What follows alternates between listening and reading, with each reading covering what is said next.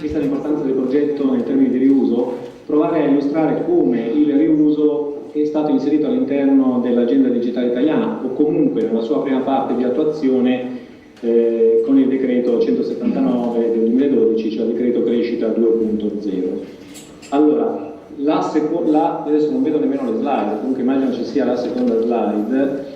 In questo caso l'idea è quella di far vedere come l'agenda digitale europea, per quanto sia articolata su varie azioni e vari livelli, dica chiaramente come noi dobbiamo provare a utilizzare le ICT per cambiare la vita dei cittadini e delle imprese, stimolare l'occupazione, migliorare la qualità della vita e, come abbiamo evidenziato, anche definire un migliore servizio sanitario.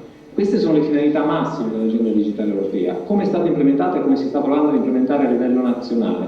Beh, sono due passaggi fondamentali che sono successi nel 2012. È stata istituita l'Agenzia per l'Italia Digitale che ha unificato quello che era il Dipartimento per la Digitalizzazione della Pubblica Amministrazione, DigitPA, e l'Agenzia per l'Innovazione di Milano, e poi è stato emanato a fine anno, ottobre 2012, il decreto crescita 2.0. Il decreto crescita 2.0, lo vediamo nella slide successiva, ha varie aree di intervento che abbiamo provato a raccogliere, se vogliamo, provando a dare un grado, se possibile, a livello di innovazione dei servizi che vengono creati per ciascun'area. Che cosa abbiamo? Abbiamo come base, chiaramente del tutto, c'è la banda larga e la banda ultralarga. Quindi il decreto vuole completare, in modo che si completi la connessione in banda larga e incominciare ad attivare lo sviluppo della banda ultralarga. Se però passiamo ai servizi, abbiamo delle altre box, se vogliamo, che si pongono probabilmente a livelli di innovazione diversi. Abbiamo una box di government e open data, dove si parla, è vero, ancora di innovazione, però probabilmente è più corretto parlare di digitalizzazione. In questo caso noi vogliamo rendere operativi, andare a rendere effettivi e quindi far vedere che si possono raggiungere rapidamente dei risultati, delle soluzioni tecnologiche e organizzative che sono già state attuate altrove, a livello magari regionale, a livello locale o anche a livello internazionale. Quindi rapidamente provare a cambiare la macchina della pubblica amministrazione. Poi invece ci sono le parti un pochino più innovative, dove si comincia a fare veramente innovazione. E in questo caso abbiamo ad esempio i bandi Smart Cities già attivati, che hanno riguardato prima l'area del sud e poi l'area, tutto il territorio nazionale, nel quale le proposte arrivano dal basso, quindi si va a intercettare un bisogno di innovazione che c'è, fondamentalmente nasce come spinta dal basso. E in questi bandi molti progetti sono stati presentati proprio sul tema della salute, quindi su aspetti più innovativi rispetto alla sanità digitale magari classica che troviamo nell'area di government. Poi c'è ancora un'altra area che è ancora più innovativa, che riguarda la parte dei progetti strategici e i progetti di ricerca e innovazione. In questo caso addirittura si vuole intercettare un bisogno, non c'è una soluzione, non c'è ancora una soluzione, c'è un bisogno, ci sono strumenti diversi, ad esempio da parte precompetitivi. In questo caso, a fronte di un bisogno emergente, qualcuno dovrà studiare una soluzione, in un livello abbastanza alto, quindi molto alto di innovazione. Poi c'è l'innovazione lasciata al settore privato, quindi le start-up innovative, qualcosa assolutamente di creativo, e il decreto crescita va a creare, come sappiamo, un ambiente più favorevole alla nascita, allo sviluppo, al sostentamento finanziario delle start-up. Detto questo, io passerei rapidamente a vedere quindi la box, chiamiamola box, relativa all'e-government, per capire il riuso, che gioco può avere, che ruolo può avere all'interno di questi interventi. Quindi passerei alla slide successiva. La slide successiva identifica molto rapidamente, spero rapidamente, i criteri che sono stati utilizzati per la selezione degli interventi, cioè quindi delle varie misure che poi hanno trovato posto all'interno del decreto. In primo luogo si è voluto dare enfasi alla creazione di servizi che siano visibili per i cittadini e per le imprese. Perché i servizi? Perché volevamo staccarci da quello che era un percorso che è stato fatto negli ultimi anni, cioè un percorso di potenziamento delle infrastrutture. Molte infrastrutture sono state fatte, sia in termini di software che in termini di hardware, sia in termini di comunicazione, però non tutte hanno dispiegato dei risultati sul territorio. Non sempre i cittadini e le imprese se ne sono accorti, per vari motivi, adesso non è il caso magari di analizzarlo in questo ambito, però sicuramente puntando sul servizio può essere un modo per andare ad accendere le infrastrutture, accendere la fibra che magari sta da qualche parte e non è ancora utilizzata come dovrebbe essere utilizzata. I servizi si possono misurare, si possono valutare, creano una corretta pressione da parte degli utenti, generano aspettative. Sarà l'utente finale che incomincia a vedere il servizio e poi cercherà di avere sempre questo servizio o addirittura ne cercherà dei nuovi. Erogare un servizio vuol dire percorrere una profonda riorganizzazione del contesto organizzativo di una struttura, del contesto tecnologico. Fare questo non fa altro che aprire la strada a ulteriori processi innovativi. Diciamo che realizzare un primo servizio probabilmente è molto complicato, realizzare il secondo è un po' meno complicato, realizzare i successivi sarà molto più facile. I servizi poi portano innovazione sul territorio, innovazione nel tessuto sociale, richiedono nuovi profili professionali, ecco quindi che si generano anche nuove possibilità di occupazione con livelli di occupazione mediamente più alti. Questa è la parte servizi. Se vogliamo erogare i servizi occorre però in qualche modo, e puntiamo sui servizi, dobbiamo ripensare anche le nostre infrastrutture. Come ripensiamo le nostre infrastrutture? Ora ci sono, come dicevo prima, delle realtà diverse sul territorio, un po' si dice che sono i 30 macchie del leopardo, però diciamo che le potenzialità ci sono, dobbiamo fare un salto ulteriore, dobbiamo provare in qualche modo a trasformare la piattaforma hardware dell'amministrazione, puntando data center di nuova generazione che vadano ad accorpare i numerosissimi data center che attualmente abbiamo distribuito, pensiamo alle università, alle aziende sanitarie, alle scuole, ai comuni, puntare come possibile su soluzioni cloud che possono essere ibride, pubbliche, miste, private, a secondo il tipo di applicazione, e sviluppare reti di comunicazione sicure. Che cosa ci consente di fare questa operazione? Ci consentirà di liberare risorse, cioè liberare risorse da quelli che sono attualmente i costi di gestione, i costi di manutenzione di questo apparato, liberare risorse verso l'innovazione. Quindi utilizzare anche gli interventi straordinari che ad esempio abbiamo sui vari fondi europei per innescare questo processo di trasformazione in modo poi che si vadano a liberare risorse ordinarie che si possono dedicare all'innovazione oppure si possono dedicare semplicemente al miglioramento dei servizi nei vari settori. Tutto questo va a creare, se vogliamo, nell'ambito del decreto, un quadro delle regole abbastanza certo, cioè il decreto cerca di dire che cosa ci aspettiamo in modo abbastanza puntuale e in quanto tempo. Questo consente probabilmente di fare due cose, perché poi ricordiamoci, ci sono gli investimenti straordinari, ci sono investimenti ordinari, poi ci sono anche le spese delle varie amministrazioni che ogni amministrazione opera e tra queste amministrazioni chiaramente abbiamo le aziende sanitarie, ad esempio.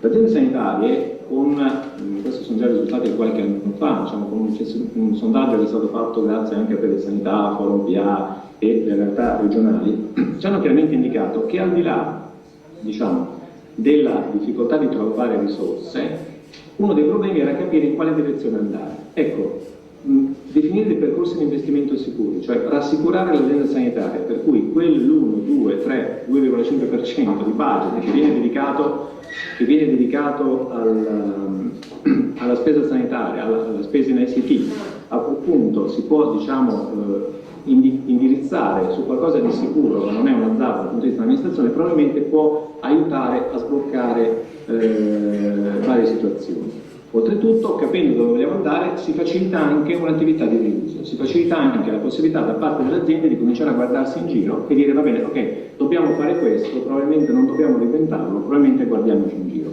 Quindi se anche nella slide successiva, la slide 5, il riuso nel decreto crescita, si prova a rivedere un attimo come viene visto il riuso all'interno del decreto crescita. Il decreto interviene su due temi. Modifica l'articolo 68 del CAD, che è l'articolo storico, dove si comincia a parlare di uso, e interviene un pochino in dettaglio, ad esempio, per quanto riguarda il fascicolo sanitario elettronico. Allora, per quanto riguarda l'articolo 68 del CAD, si dice che le pubbliche amministrazioni acquisiscono programmi informatici eseguendo una valutazione comparativa tra le soluzioni disponibili. Quali sono queste soluzioni disponibili? Sono elencate solamente tre. Chiaramente l'utilizzo di software o di parti di software sviluppati per l'APA. C'è un'enfasi sulla parte di codice di software a codice aperto e poi si parla anche di software fruibile in modalità cloud computing. Ecco, tutto questo non è detto che sia mutuamente esclusivo, si possono trovare anche soluzioni miste. Oltretutto, nella valutazione occorre considerare il costo complessivo della soluzione, quindi non solo il costo di acquisto, ma il costo totale di mantenimento e di supporto. Ecco quindi che il riuso deve essere visto in un'ottica un pochino più ampia. E questo ci è reso ancora più chiaro se andiamo a vedere l'articolo 12 del decreto, dove si parla di fascicolo. Sappiamo che il fascicolo, si dice che le regioni e le province dovranno istituire il fascicolo, però si dice anche che a tale finalità le regioni e le province possono realizzare infrastrutture tecnologiche condivise. Non è detto che la dimensione regionale, ad esempio, sia la dimensione, in tutti i casi, sia la dimensione ottima per un investimento di questo tipo. Si può ad esempio pensare a una dimensione sovraregionale, però laddove non procedono alla realizzazione possono anche avvalersi mediante riuso di infrastrutture tecnologiche già realizzate da altre regioni oppure dei servizi da queste erogate. Ecco, quindi cominciamo a vedere che si chiede in qualche modo alle regioni e alla fine quindi anche alle aziende di organizzarsi a rete. Nella slide successiva, la slide 6, vediamo i temi di sanità digitale che sono all'interno del decreto e per questi abbiamo fatto evidenziare un po', diciamo, progetti che sono stati seguiti, realizzati chiaramente, ecco, sono tutti progetti realizzati in buona parte nella Regione Veneto, dove la Regione Veneto ha partecipato in modo forte, che ha seguito l'agenzia nelle sue varie componenti, il DGTA come sappiamo per Escape, il Dipartimento per quanto riguarda gli altri e così via, che trovano attualmente possibilità ampia di riuso. Perché? Perché il decreto crescita e le misure precedenti che cosa ci hanno detto? Beh, ci hanno detto che ora si deve cominciare a parlare seriamente di prenotazione online, di pagamenti, di rifertazione online. Si sta, ormai diciamo in fase di emanazione, il decreto attuativo della previsione del decreto legge 70 che dà un obbligo in capo alle aziende sanitarie di rendere disponibili i referti in modalità elettronica, quindi può essere in modalità web, via posta certificata, via posta elettronica normale. Ecco quindi che Escape diventa una bella soluzione, come dire, che dà una risposta ormai a una previsione normativa. Si parla di diffusione di sistemi CUP in rete con capacità sovraterritoriali per diciamo, ottimizzare la gestione delle risorse in aree vaste. Ecco, in questo caso c'è un progetto di CUP online che è stato seguito dal Dipartimento, ma è stato realizzato da 5 regioni, tra le quali anche la Regione Veneto, poi l'Umbria, l'Emilia Romagna, le Marche, la Provincia Autonoma di Trento, che ha portato allo sviluppo di componenti CUP che vanno dal CUP locale all'integrazione dei CUP locali con tecnologie open source. Questo è, diciamo, un oggetto che si prevede di rendere disponibile per il riuso e già altre regioni si stanno interessando per capire come diciamo, riutilizzarlo in tutto o in parte, o solamente anche solamente come soluzione e come idea. Abbiamo un progetto Patient Care, il progetto Cartadon della USL 7 sempre Veneta, e poi abbiamo ad esempio la possibilità della conservazione delle cartelle cliniche in modalità digitale, altro tema che è stato introdotto dal decreto. Per quanto riguarda le ricette, il decreto dice chiaramente che occorre passare dalla cartacea alla digitale. Non è tanto il tema di eliminare la carta, quanto il tema che grazie a piattaforme regionali o nazionali, a seconda come la regione si vorrà attrezzare, si aprirà la possibilità di sviluppare servizi innovativi, ad esempio la ricetta parlante per la prenotazione online senza bisogno di dialogare con un operatore, le ricette ricaricabili per quanto riguarda i pazienti con malattie croniche. Ecco che questi servizi potranno, che già sono presenti sul territorio, si potranno diffondere in modo più rapido grazie al riuso, ma soprattutto grazie al fatto che ci saranno delle piattaforme in grado di sopportarle. Questa piattaforma non è che la ricetta in formato elettronico. Il fascicolo sanitario elettronico, questa è la slide successiva, non voglio assolutamente parlare di fascicolo, sapete meglio di me che cos'è il fascicolo.